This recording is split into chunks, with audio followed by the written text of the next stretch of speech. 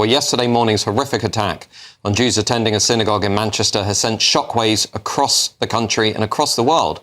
And unsurprisingly, public anger in the UK is growing.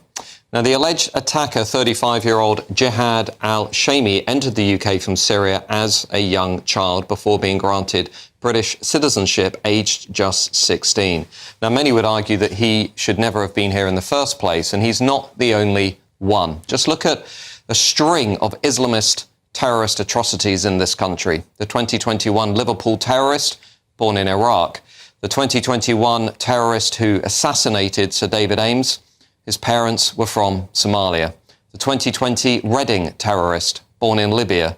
The 2020 Streatham terrorist, his parents came from Sri Lanka.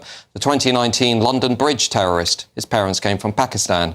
The 2017 Manchester MEN terrorist, his parents came from Libya. The 2015 Leytonstone terrorist, born in Somalia.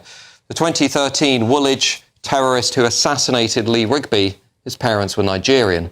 The 2007 London-Glasgow terrorist bombers, their parents came from Iraq and India. And the 2005 supposedly homegrown 7/7 terrorists, well, 3 of them had parents from Pakistan, while the 4th was born in Jamaica. Notice the trend? We cannot afford to continue ignoring the blindingly obvious pattern. Why are these people in our country in the first place? So many of the evil terror attacks that we see being committed in our country are committed by first or second generation migrants. These attackers hate our country, they hate what we stand for, and they hate the Jewish community. Who could be next? That's the question I think we all want to ponder this evening. Now, the left would have you believe that anybody in this country can become British and anybody can become English the moment they step onto our shores and get hold of a few documents. But as the respected writer Gareth Jones argues in his book, The Culture Transplant, what we've actually been doing in this country and across the West is importing people from radically different cultures who retain the beliefs, the attitudes, the cultural practices, and yes, the propensity for violence from their home countries. Isn't this why we also had to deal with the rape gang scandal in this country? Because we had imported masses of people from rural Pakistan, where clan-based networks and the abuse of people who are non-Muslim is considered acceptable. Sadly, this is now being compounded by our insane open borders policy. Under Keir Starmer and the Labour government in the last week alone, we've imported another 2,000 illegal migrants from God knows where, who think who knows what. More than 800 arrived within 24 hours last Saturday, nearly 200,000 since 2018. We don't know who they are, we don't know where they're from, and we don't know what they believe. Why on earth is the government doing this to our own people? Almost every terrorist attack now is a reminder of this fact, that we are importing people who hate who we are, who cling to totally different cultures, identities and outlooks, all of which is making our own culture, identity and social cohesion harder to maintain. All of those inherited cultures, all of those traditions, all of those views and attitudes are passed down from one generation to the next. We can either keep ignoring this awkward reality or we can do something about it, which would mean radically reshaping our country and its future around people who have deep roots and ties to this country, who are genuinely integrating, who are calling time on mass uncontrolled immigration and who are doing whatever is required to fix our borders.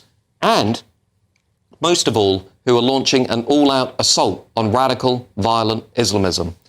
I've had enough of all of this, haven't you? Well, to discuss exactly what I've just laid out, I'm now welcoming journalist, author and historian Rafe Heydel-Mankoo to the show, a friend of the show, he's a friend of the channel. Rafe, what I've just said is going to be controversial, perhaps, in Westminster, London, Cambridge, Oxford, Brighton. But to many people out there in the country, it's a statement of the obvious, is it not? Exactly. And I'm so pleased that you did that opening monologue, because I actually was going to say just the same thing, because actually linking the terror activities, all the major terror activities, or most of them that we can name, and as you have named, including Sir David Amos and so forth, are linked to our asylum and our immigration system. And it's not surprising, of course, especially if you're an asylum seeker who's come here. The children, just because you're born here or you came here at a young age, doesn't mean that you're going to escape the trauma and the violence that your parents may have experienced in terms of your upbringing. Then we know that they're more prone to violence and to terrorist activities than you would find from the native homegrown population. And of course, they bring their culture with them. I mean, look, for heaven's sake, there are English communities in Dubai that naturally carry on British traditions, and in Spain and in the south of France. It's not racist. It's very much part of the human condition to retain the character, the traditions, and the religion and others of your homeland. There is a fundamental issue here that we are too afraid to discuss. There are almost 45,000 people on the MI5 terror watch list. Over 90% of them are Muslim, huge number of whom are actually first generation or second generation British Muslims. That's 1 in 100 people. To put that into context, that's larger than the size of Hamas on October the 7th when they launched their attack on Israel. That's larger than the size of ISIS's forces in Iraq in 2014 when they launched their terrible attack there. It's half the size of the current full-time serving British Army. These are shocking statistics. And as the Islamic population grows, it's only going to get larger. Added to that, of course, 9% of Muslims in this country have admitted to being jihadis or supporting terrorism. That's around 350 to 400,000 people.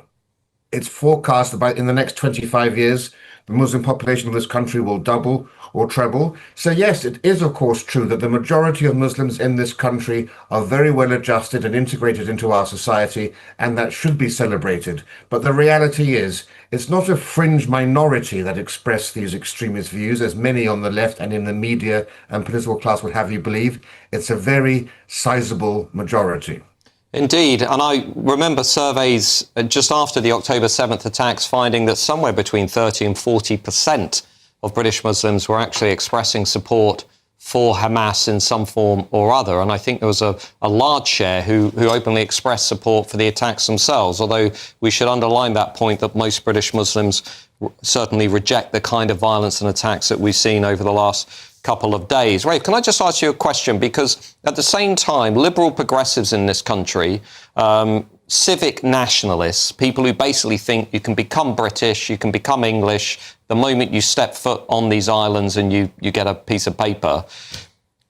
I have always thought that is hopelessly unrealistic and adrift from what it actually takes to build a cohesive, high-trust nation where people are willing to support their strangers and they won't commit acts against that country. And the reason I just read out that list is because I think we have lots of people who can really only trace their roots back in this country, maybe a few years, maybe one generation at most. Well, if you look at where we're going as a country, and I've put some of this data out on social media, by the 2070s, not long actually, it's only about 50 years, 40, 50 years, the foreign-born in this country, people born in other countries like Pakistan and India, Nigeria, and so on, they and their first-generation, second-generation descendants will represent a majority in the entire country. So where we're heading to as a country is a population with much weaker ties, with thinner ties. I mean, I think that's a problem. What do you think? Yes, the fundamental question is, at what point does Britain stop being British? If it's only 40% white British, is it still Britain? And what are the common connections? What are the common bonds that unite a nation? Normally it's sporting events, it's music, it's culture, it's things like the monarchy and our institutions, it's pride in our history and our heroes. But if you've imported vast numbers of people who are not only not British, but come from vastly different, I would say culturally incompatible nations, then what unites us? In fact, what's going to happen when we get to that state is that I personally think the white British will become a minority in this country by the 2050s. This is based upon what Professor David Coleman, an emeritus professor of immigration, said would happen in 2010. He said 2066, but we've had so much immigration since then. We're going to be reducing ourselves to ethno-nationalist silos. We're already seeing it with white flights, where, of course, one of the reasons property prices are increasing so much in the southwest is because of this exodus of white British people away from the cities. So this segregation is already happening. So this, Okay. this is the dark side of this is the dark side of diversity. And as we know full well from all of the sociological studies, Muslims who live in segregated communities are more than twice as likely to become extremists. And Okay, these segregated communities often act like petri dishes for the cultivation of cultural practice that should be abhorrent to Western civilization. Acid attacks, honor killings, you sure. had the rape gangs and so forth.